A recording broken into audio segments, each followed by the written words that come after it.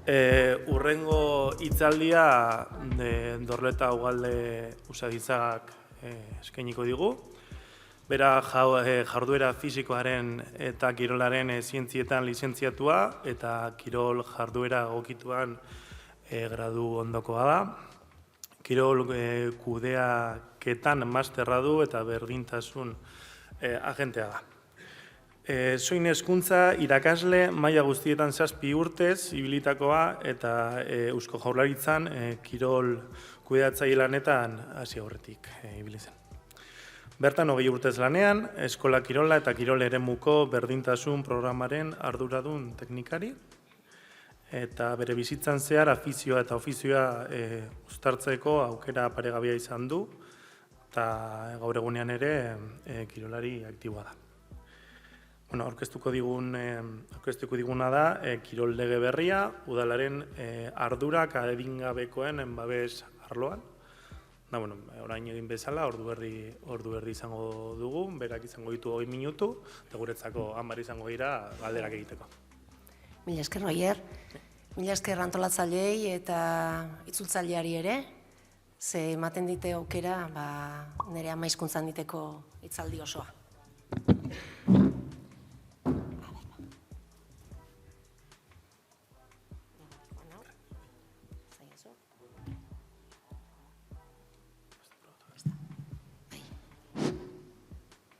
Ez dakit teortikulis bat emango iten demendik. Hortxe, bai. Nahi izan diate hitz egiteko lopibiaren garapenaz edo zer gertatzen ari den kirol arloan. Haurre eta nerabeen babesera, babes osorako lege organiko bat onartu zen 2021 batean estatuan. Lege horrek, 2021 bateko lege horrek ondorioak ditu estatu osoan, eta derrigortzen gaitu kirol arloan hainbat gaietan, hainbat gai jorratzera. Ni une horretan zuzendaritzan egon ezarren, badakit, hori, gure kirol eskolatik bideratuta, egindala elkarlan bat oso garrantzitsua, Eusko Jaurlaritza eta 3 foru aldundien artean, lopibiak dioenak lur ardezan, bai erkidegotan eta bai udaletan. Aurrera? Bale. Lege organiko horretan, batez ere, adingabei eskubideak ematen zaizkie, eta ongizateak entzen dizkien ekintza ez egitea edo tratu txarroro ekiditzea da, daukan helburua. Indarkeria mota guztien prebentzioaren aurrean nahi du eragin, eta hor hainbat jartzen dira, hainbat indarkeria mota jartzen dira. Batzuk ez dira berez kirol arloan ohikoak direnak edo kirol arloan eramaten direnak. Baina harrigarria izan daiteken arren, kirol arloan daude horietako hainbat. Adibidez, tratu txar fisiko, psikologiko eta emozionalak. Zigor fisikoak edo humilagarriak, iraingarriak, axolagakeria, tratu arduragabea, mehatxuak, irainak, kalumniak, sexu indarkeria, beste horiek adibidez ezain beste, jasarpena bai, horrekin bizi dago, sexu jasarpena, ziberjasarpena ematen ari da, sextorsioa, eta gero ja hor dauden besteak igual ezain beste. Baina kirol arloan ematen ari dira hainbat indarkeria mota, oso normalizatuak egon direnak hainbat urteetan. Eta adibidez beste arlo batzuetan, ez daudenak onartuak. Alegia adibidez irainak, zuri musikako o matematikako irakasle batek iraintzen bazaitu badakit gaizki. Osea, okerrago ikusten da kontestutik kanpo. Baina entrenatzaile batek iraintzen dizunean zerbait zaizunean ondo atera, ez dago oraindik ikusita hain testu inguru hortatik hain kanpo. Oso normalizatuta dauden egoera batzu daude kirol arloan. Eta seguru aski horregatik handa baita ere lege honek jarri ditula bete behar batzuk kirol arlorako espezifikoak direnak. Zer da tratu ona? Hori legeak ere ezartzen du. Bada, printzipio hauek aktiboki sustatzen dituna. Duintasuna, bizikidetza demokratikoa, arazoen konponbiderako mediazio bat egotea, berdintasuna, eta batez ere aurrak eta nerabeak diskriminatzeko debekua.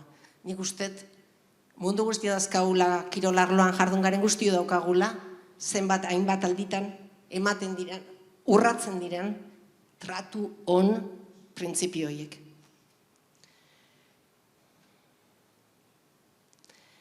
Eta Lupibionek zertara derrigortzen gaitu kirolarloko erakundei. Bueno, bi artikulu ditu, bat, administrazio publikoek zer egin behar duten, eta beste erakunde pribatuek, federazio, kirol elkarteak, kirol klubak zer egin behar duten. 57. administrazio publikoa dio. Eta hor jartzen du jarduteko protokoloak arautzera. Administrazio publikoak behar dute arautu jarduerak. Eta esatizuet den bezala, hortan egin duten lan lau administrazio publikoak azken 2 urteotan. Gero, beste alde batetik, esaten du, kirol jarduera horiek onartu behar direla, edozein, titulartasun publikoko edozein kirol eseatan, elkartetan, teknifikazio zentruetan, kirol federazioetan, eta udal eskoletan. Hori zuzenean bete-betean eragite izuetena. 58. artikuluak egiten duena da, erakundeentzako bete beharrak. Erakunde bakoitzak, kirol elkarte, klub bakoitzak zer bete behar ditu. Orduan da, administrazioak araututako protokolo horiek aplikatzea, derrigortzen du baita ere, babes ordezkari baten figura izendatzea, alegia, aur batek, nerabe batek, arazoa daukanean, klubean norbaitek egon behar du, izendatuta publikoa jakinarazita norden, beraren gana jotzeko edozein arazo duenean. Eta gero baita ere legeak derrigortzen du, administrazio publikoen aldetik monitorizazio sistema bat ezartzera. Hori guarentxe bertan ari gara lanean, ikusiko zu aurrerago, baina ia da aplikazio informatiko baten bitartez, klubek informatu beharko dute, ia baduten protokoloa bai edo ez, baduten izendatuta babes ordezkaria bai edo ez, eta ia baduten gauza horiek grabatzeko monitorizazio sistema hori da. Apa, horrela jontzait. Hortxe. Derrigortzen ditu baita ere kirol elkarteak beharrezko diren neurriak hartzera, zerbait gertatzen denean. Aurrak aktiboki parte hartzera sustatzea eta harremanak eta komunikazioa indartzera. Ez izatea eremu isolatuak. Orain, bai. Eta gero dago 5. artikulu bat formakuntzari dagokiona. Eta hau oso garrantzitsua da udal ikuspegitik. Ze 18 urtetik beherako kirolari guztiekin lanean, ohiko lanean, kirol antolatuan, ohiko lanean, erregularra duten edonork, eduki beharko du, derrigorrezko prestakuntza, gutxieneko derrigorrezko prestakuntza bat, aurroiekin lan egiteko. Batez ere, indarkeria zantzu daunean identifikatzeko izateko, edo indarkeria moiekin identifikatzeko gai izateko. Hori da helburu nagusia. Eta gero, zeak erakunde horietan, babes ordezkari bat egongo denez, babes ordezkari horrek beste plus txiki bat, protokolak aplikatzeko plus bat eukiko dulakore, euki behar du bere ikastaroa. Bueno. Bete behar hau, zeharka agertzen da, baina oso garrantzitsua da udalentzat. Zue badakizue, indarkeriaren biktima den emakumezko bat juten madan bulategi batetara, 4 behatz markakin lepoan, medikuak ez dauka pertsonarek diondaren arabera edo ez, medikuak dauka derrigortasuna informatzekoa eta berri ematekoa. Zuek dakizue baitare, istripu baten aurrean zoaztenean, urrengoa balimazarete, zuen bete beharra dela gelditzea eta atenditzea. Indarkeria egoera jakinarazteko bete beharra dago. Batez ere, aisialdi zentroetan edo kirol zentroetan langile kualifikatuak diren oro. Ez du esan nahi zuek zuzenean ikusi dozuenik. Nahi du esan, somatzen dozuenean edo zantzuak ikusten dituzuenean, edo iruditzen zaizuenean, hori berehala jakinarazteko bete beharra agertzen da. Ez da kasua, baina zuzendaria fiskaldal nagusiarekin eta egon ziren beste kasu batzuen harira, eta ark bai adirazi zion, lehenengo aldiz hasi diala zigortzen erakundeak jakin izan dutenak zerbait eta ez dutenak ezer egin. Demostratzen balin bada, pertsona bat erakunde batetara joan dela edo komunikazio bat egin duela, baina erakunde horrek ez duela ezer egin, zigor penalaren ondorioa dauka.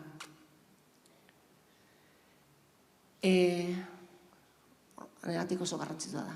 Eta beste bete behar legala, nik uste mundu guztia ja ezagutzen duela, dala erregistro zentralean ziurtarik negatiboa izatega. Hau igual oituagoa daude eta ezarriagoa dago. Bai? Orduan, honen anira, esan deuna, Laurak artean jain da 2 urteetako elkarlan bat, eta kasu honetan, Mikelek dion bezala, hasi beharrean, orain legea indarrean sartu denetik aurrera, hauek ja hasi dira lanean, duela 2 urtetik, eta orain udaberrian Euskadiko lege berria onartu danean, lan asko egina dago. Eta kanpaina bat egin zan, eta egin da, loen artean, helburua dalako batez ere prebentzioa, detektio goiztiarra eta eskuartzea. Eta ingurune seguruak sortzea, batez ere ingurune seguruak sortzea. Eta batez ere, nahi gustatzen zait, hitza, erantzunkidetasunezko begirada bat. Guztio gaudela hontan, eta egin behar duguna dela guztion artean ingurune seguruak sortu. Orduan, zer edia garatutako egintzak eta zuen eskura daudenak. Esteka guztia dituzue, baina bestela ere, kirol eskolan eta zintzilikatuta daude eta nahi dituzue. Lehenik eta behin, hainbat lan dokumentu. Diala, protokolo eredu bat, klubak izateko zerbait erresa, nahi badute gehiago landu dezakete. Baina eredu bat badaukate. Nahi balma dute oso simplea, izena jarri, zehain eta onartzeko, errasteko, bai? Daude fitxak, daude informazioa, dago sarrera gida bat, eta, filosofia eta zea guztia azaltzen duen tresnakutxa bat.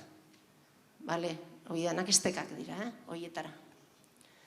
Bestea prestakuntzak, esan dugun prestakuntzak, derrigorrezko prestakuntzak. Jarduera fisikoaren eta kirol eskolaren bitartez, dagoeneko eman da, 12.000 lagunek egin dute orain arte, esan dizueten sentsibilizazio ikastaro orokorra. Motxa da, funtseskoa da, badaki golako gaietan, igual, aurrez aurrekoak eta sakonerak indar handiago da duela, baina bestela ezin genezko izango genuke 12.000 lagunei iristea. Orduan, 12.000 lagun horiek egin dutenak eta badute formakuntza gehiago, aukera aukiko dute beste kurso dago batzuk ere badaudelako. Eta protokoloaren erabilerarako egin dute 4.500 teknikarek egin dute ikastaroa. Ez du nahi esan horrek 4.500 ordezkari ditugunik. Dazkau 4.500 pertsona prestakuntza hori egin dutenak. Ikusiko dugu honen lurrartzean zenbatek duten. Eta, formakuntza hauek etengabeak izaten ari dira, doakoak. Ez dakigu noiz arte doakoak, baina orain gozbeintzat bai. Eta jarraian doaz bate bestearen atzetik. Momentu oro egiteko, ahal izateko. Kanpainaren barruan sortu zian material pila bat, sare sozialetarako, posterrak, behar dezutena eskuragarri daukazue. Posterrak adibidez online daude, baina sozialetako Instagram eta horrelakoetarako herriletako gauza guzti jendarke sortuak daude. Eta kirol eskolara eskatu eskero, baliagarriak edo eskuragarri izango zeintuzkete. Bai? Gero,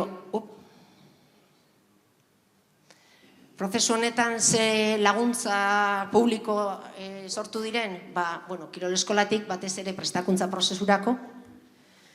Gero, daukagu eta daukagu, zain, dala konsultoria bat, adin txikikoen babesean zein dakoa, espezializatutakoa, dala protokoloak abian jartzeko kirol erakundei laguntza emateko.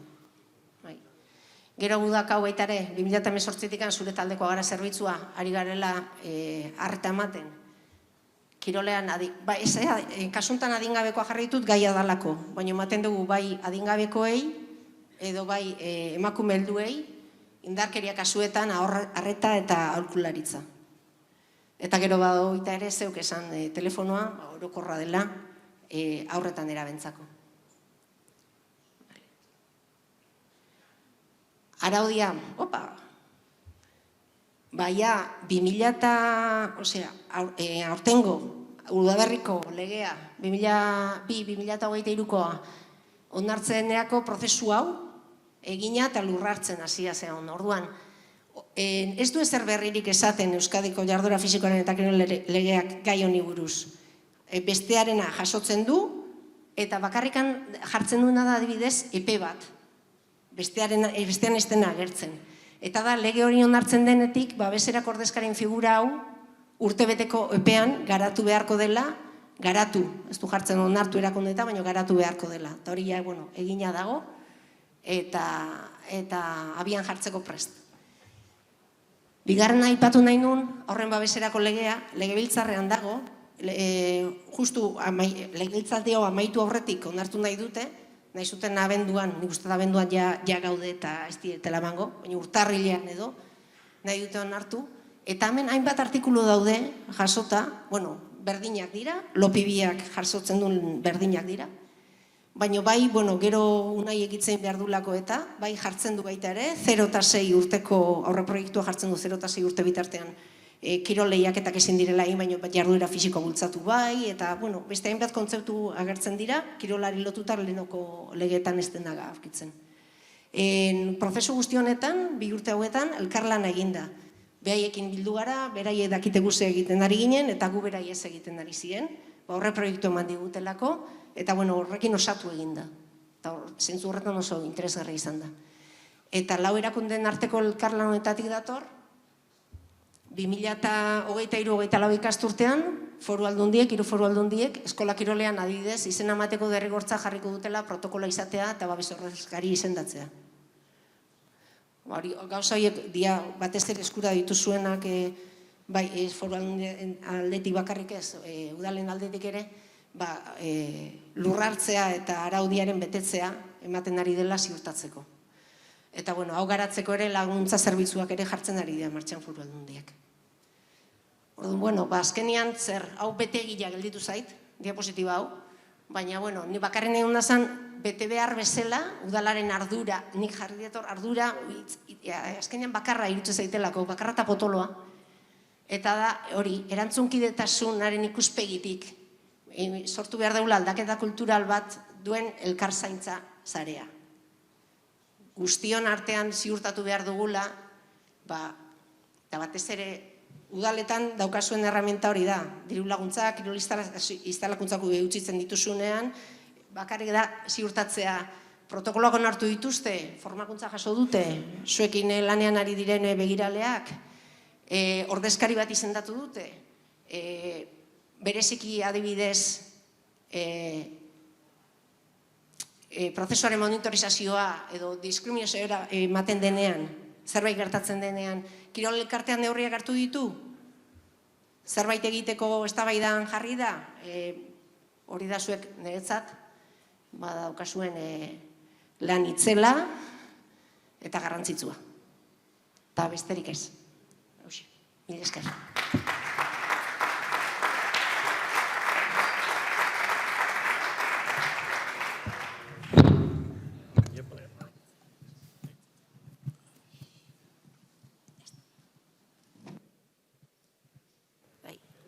galderen txanda.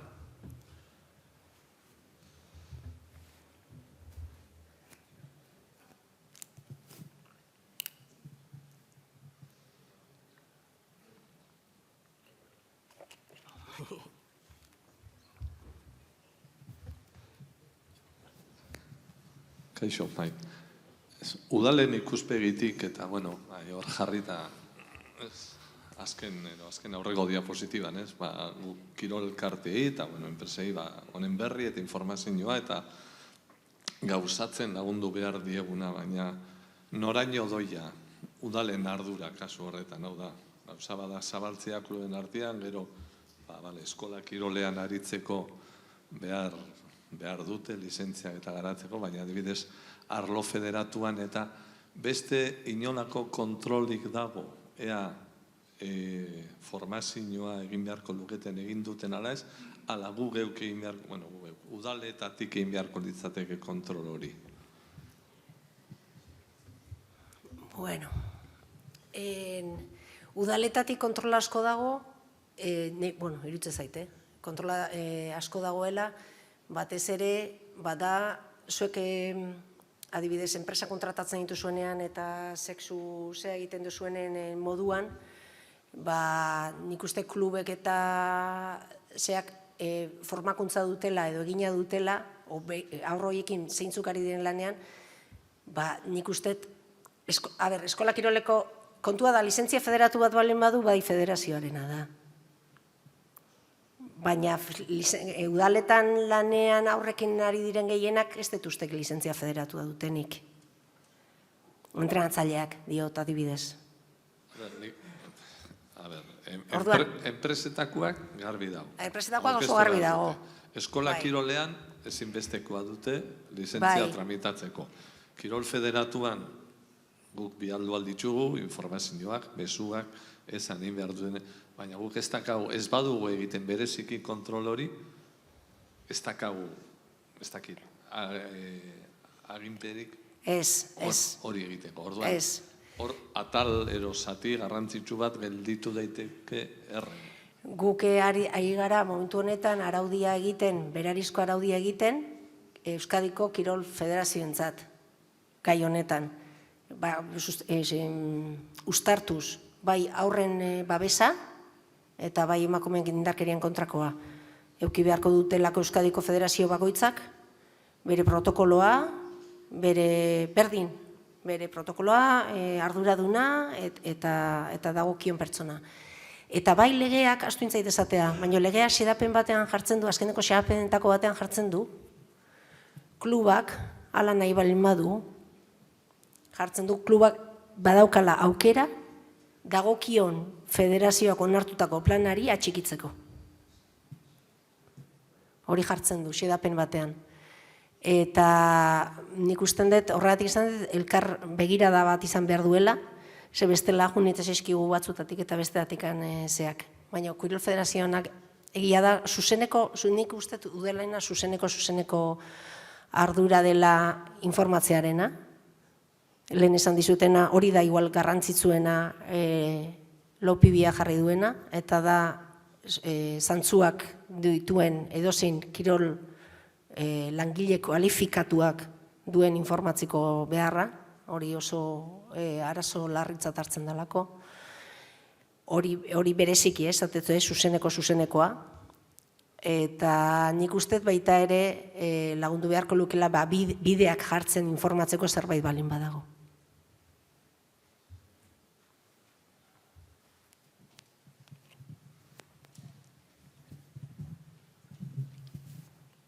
Eskerrik asko, Dorleta. Hor, bai, prebentzio neurriak eta legeak agintzen ditunak eta martxan jarrita edo bide horretan kokatuta. Karo, behin zerbait gertatzen denean eta hor ditugu erabilgarri zerbitzu ezberdinak, zain, zure taldekoak gara, zeuk esan.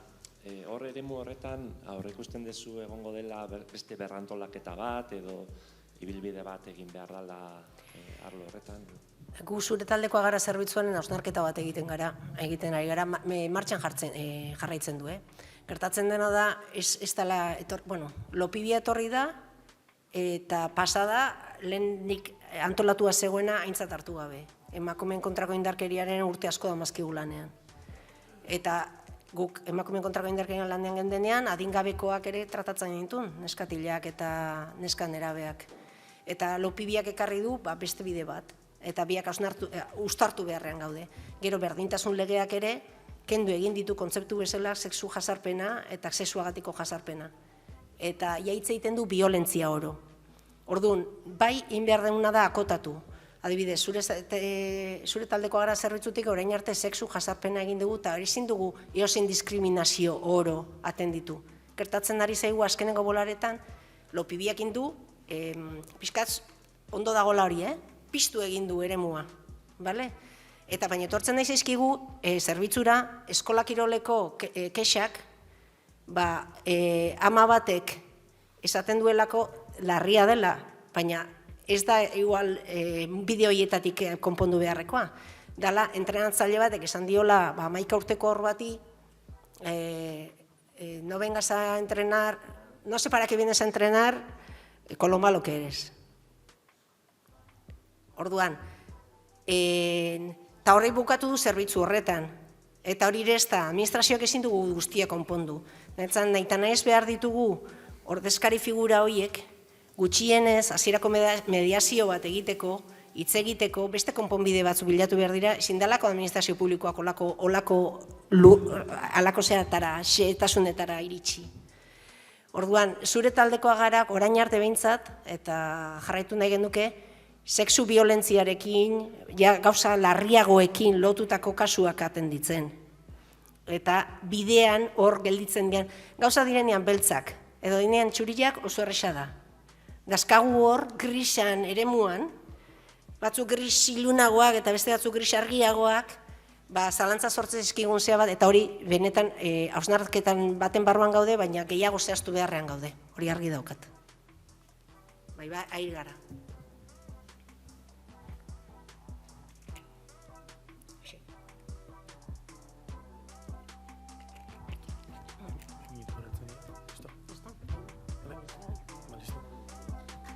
Eskerrik asko.